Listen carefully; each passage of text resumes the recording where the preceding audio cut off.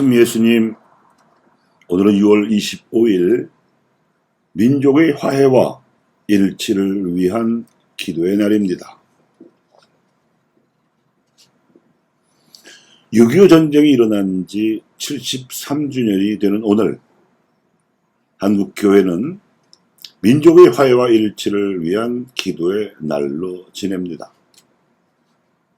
보통은 전쟁이 끝나고 평화가 회복된 날을 기리는 법인데, 우리는 아직도 전쟁 중인 상태에 있기 때문에 전쟁의 발발한 날을 기리고 있습니다. 그래서 하루빨리 전쟁을 공식적으로 종식시켜 한반도의 평화를 회복하며, 더 나아가서는 경제 협력과 문화 교류를 통해 78년간 갈라졌던 민족이 다시 동포 간 화해를 이룩하고자 노력함으로써 마침내 정치적으로도 민족의 일치로 통일을 달성하기 위한 지향으로 기도하는 것입니다. 지난 2014년 8월 18일 서울 대교구 주교자 대성당에서는 오늘 이 미사와 똑같은 지향으로 프란시스코 교황님께서 주례하시는 미사가 봉헌된 바 있었습니다.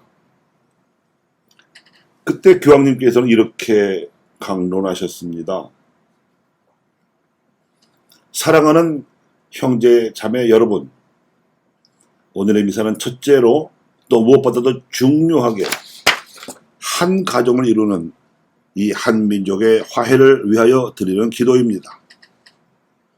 예수님께서는 오늘 복음에서 우리 가운데 두 사람이나 세 사람이 예수님의 이름으로 함께 모여 무엇인가를 청할 때 우리의 기도가 얼마나 큰 힘을 지니게 되는지를 우리에게 말씀하십니다. 그렇다면 온 민족이 함께 마음 깊은 곳에서 우러나오는 간청을 하늘로 올려드릴 때 그 기도는 얼마나 더 큰 힘을 지니겠습니까? 오늘의 제1독서는 재난과 분열로 흩어졌던 백성을 일치와 번영 속에 다시 모아들이시겠다는 하나님의 약속을 제시합니다. 이스라엘 백성에게 그러했던 것처럼 우리에게도 이것은 희망으로 가득 찬 하나의 약속입니다. 이는 하나님께서 바로 지금도 우리를 위하여 준비하고 계시는 미래를 가리킵니다. 그러나 이 약속은 하나의 명령과 분리할 수 없도록 연결되어 있습니다. 그것은 곧 하나님께 돌아와 온 마음을 다하여 그분의 법에 순종해야 한다는 명령입니다. 화해, 일치, 평화라는 하나님의 은혜들은 이런 회심의 은총과 분리될 수 없이 연결되어 있습니다. 회심이란 한 개인으로서 그리고 하나의 민족으로서 우리의 삶과 우리의 역사의 흐름을 바꿀 수 있는 마음의 새로운 변화를 의미합니다. 이 미사에서 우리는 당연히 하나님의 이러한 약속을 한민족이 체험한 역사적 맥락에서 알아듣게 됩니다. 그것은 바로 지난 60년 이상 지속되어 온 분열과 갈등의 체험입니다. 하지만 회심을 촉구하는 하나님의 긴박한 부르심은 한국에서 그리스도를 믿고 따르는 이들에게도 하나의 도전을 제시합니다. 그 도전은 참으로 정의롭고 인간다운 사회를 이룩하는 데에 그리스도인들이 과연 얼마나 질적으로 기여했는가를 점검해 보라는 부르심입니다. 이 부르심은 여러분 각자가 개인으로서 또한 공동체 차원에서 불운한 이들, 소외된 이들, 일자리를 얻지 못한 이들, 많은 이가 누리는 번영에서 배제된 이들을 위하여 과연 얼마만큼 복음적 관심을 증언하는가에 대하여 반성하도록 도전해 옵니다. 또 여러분이 그리스도인으로서 또 한국인으로서 이제 의심과 대립과 경쟁의 사고방식을 확고히 거부하고 그 대신에 복음의 가르침과 한민족의 고귀한 전통가치에 입각한 문화를 형성해 나가도록 요청합니다. 오늘 복음 말씀에서 베드로가 주님께 묻습니다. 제 형제가 저에게 죄를 지으면 몇 번이나 용서해 주어야 합니까? 7번까지 해야 합니까? 예수님께서 이렇게 대답하십니다. 내가 너에게 말한다. 7번이 아니라 77번까지라도 용서해야 한다. 이 말씀은 화해와 평화에 관한 예수님 메시지의 깊은 핵심을 드러냅니다. 그분의 명령에 순종함으로써 우리는 하늘에 계신 아버지께 저희에게 잘못한 일을 저희가 용서하오니 저희 죄를 용서해 주시라고 날마다 기도하게 됩니다. 만일 우리에게 잘못한 사람들을 용서할 준비가 되어 있지 않다면 우리가 어떻게 평화와 화해를 위하여 정직한 기도를 바칠 수 있겠습니까?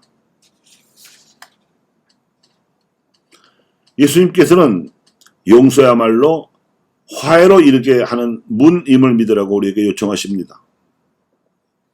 우리 형제들을 아무런 남김없이 용서하라는 명령을 통해 예수님께서는 전적으로 근원적인 무언가를 하도록 우리에게 요구하시고 또 그것을 실행하기 위해 필요한 은총도 우리에게 주십니다. 인간의 시각으로 볼 때에는 불가능하고 비실용적이며 심지어 때로는 거부감을 주는 것이라 하더라도 그분께서는 당신 십자가의 무한한 능력을 통해 그것을 가능하게 하시고 또한 그것이 열매를 맺게 하십니다. 그리스도의 십자가는 모든 분열의 간격을 메우고 모든 상처를 치유하며 형제적 사랑을 이루는 본래적 유대를 재건하는 하느님의 능력을 드러냅니다. 그렇습니다. 바로 이것이 제가 한국 방문을 마치며 여러분에게 남기는 메시지입니다. 그리스도 십자가의 힘을 믿으십시오. 그 화해시킨 은총을 여러분의 마음에 기쁘게 받아들이고 그 은총을 다른 이들과 함께 나누십시오. 여러분의 집에서, 여러분의 공동체들 안에서, 그리고 국민생활의 모든 영역에서 그리스도의 화해 메시지를 힘차게 증언하기를 여러분에게 부탁합니다. 다른 그리스도인들과 함께, 또한 다른 종교의 신자들과 함께, 그리고 한국 사회의 미래를 염려하는 선의 모든 형제 자매와 함께 이루는 우정과 협력의 정신 안에서 여러분은 이 땅에 하나님 나라에 누리게 될 것이라고 저는 확신합니다. 그래야 평화와 화해를 이루기 위한 우리의 기도가 이제 더욱 순수한 마음으로 하나님께 올려져 그분께서 주시는 은총의 선물로 마침내 우리 모두가 열망하는 고귀한 선을 얻게 될 것입니다. 그러므로 이제 대화하고 만나고 차이점들을 넘어서기 위한 새로운 기회들이 샘솟듯 생겨나도록 우리 모두 기도합시다. 또한 도움이 필요한 이들에게 인도주의적 원조를 제공함에 있어 관대함이 지속될 수 있도록, 그리고 모든 한국인이 같은 언어로 말하는 형제 자매이고 한 가정의 구성원들이며 하나의 민족이라는 사실에 대한 인식이 더욱 더 널리 확산될 수 있도록 우리 함께 기도합시다. 사랑하는 형제 자매 여러분, 하나님께서는 당신께 돌아오라고, 당신의 목소리에 귀를 기울이라고 우리를 부르십니다. 그리고 우리의 조상들이 알았던 것보다 훨씬 큰 평화와 번영을 누리는 땅 위에 우리를 세우시겠다고 약속하십니다. 부디 이 고요한 아침의 나라가 화합과 평화를 이루는 가장 풍요로운 하나님의 강복 속에서 참으로 기뻐하는 그날이 오기까지 한국에서 그리스도를 믿고 따르는 이들이 그 새로운 날의 새벽을 준비해 나갈 수 있기를 진심으로 기원합니다. 아멘.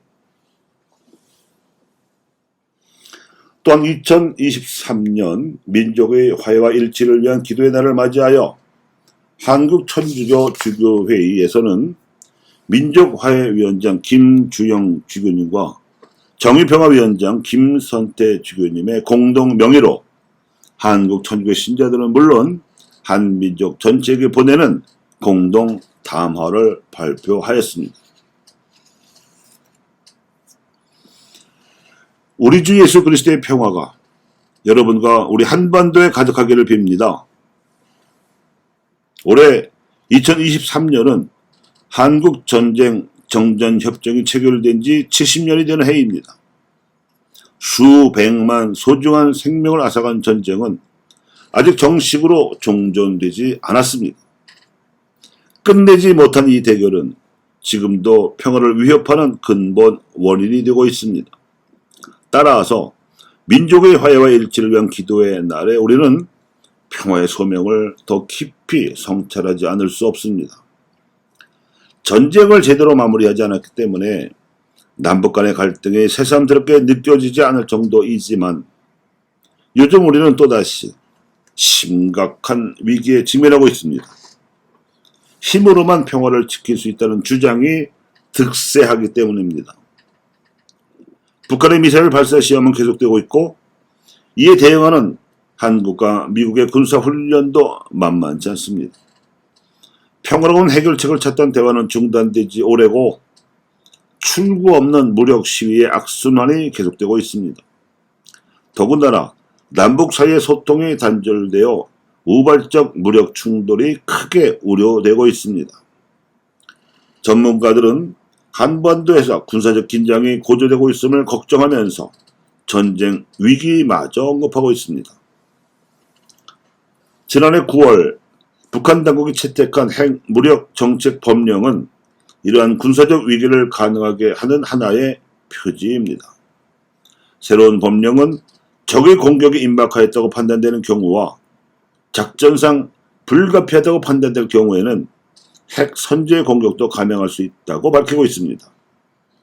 이에 우리 정부는 미국의 더 강력한 확장 억제를 추진하였고 최근 한미 정상의 워싱턴 선언 자체를 안보를 위한 미국의 확실한 약속으로 평가하고 있습니다. 그러나 북핵 공격 시 미 핵무기로 대응하겠다는 미 대통령의 약속은 우리의 불안을 더욱 키웁니다. 한 번 핵무기가 사용되면 돌이킬 수 없을 뿐만 아니라 북한은 한미 정상회담에서 나온 워싱턴 선언에 반발하면서 더 강력한 핵무기와 미사일을 개발하겠다고 공언하고 있기 때문입니다. 이렇듯 힘의 대결은 날로 더 고조되고 있습니다. 사실 전쟁을 예방하고 군사적 긴장을 낮추려면 진지한 대화를 다시 시작하여야 합니다. 멀고 험한 여정일지라도 우리는 한반도의 평화를 위한 노력을 포기할 수 없습니다. 하나님께서는 그리스도를 통하여 우리를 당신과 화해하게 하시고 또 우리에게 화해의 직분을 맡기셨기 때문입니다.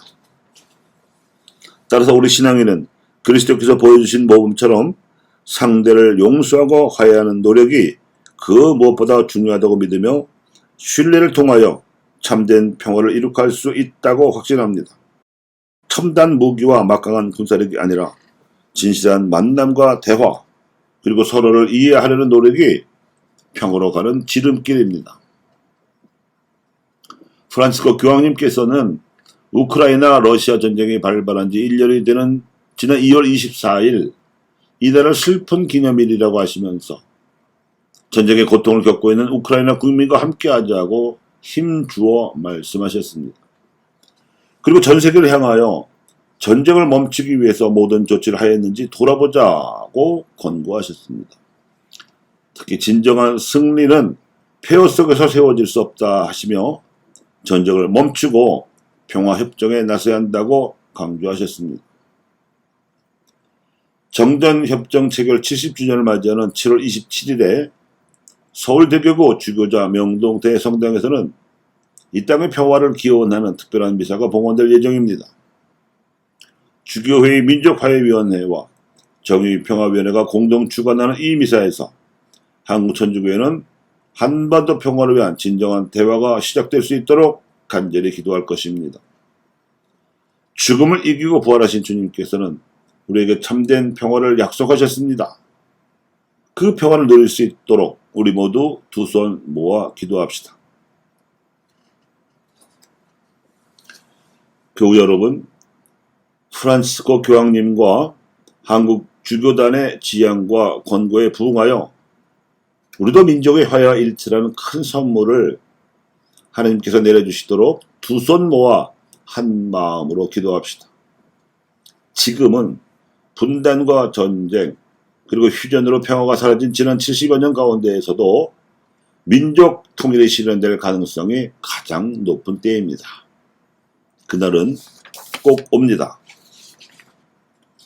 그래서도 우리가 잊지 말아야 할 것은 오늘 제1독서에서 모세가 전해준 말씀대로 우리가 민족 화해와 일치를 바란다면 마음을 다하고 정신을 다하여 하나님의 말씀을 들어야 한다는 사실입니다. 너희가 하나님께 돌아오면 하나님께서 너희의 운명을 되돌려 주시리라.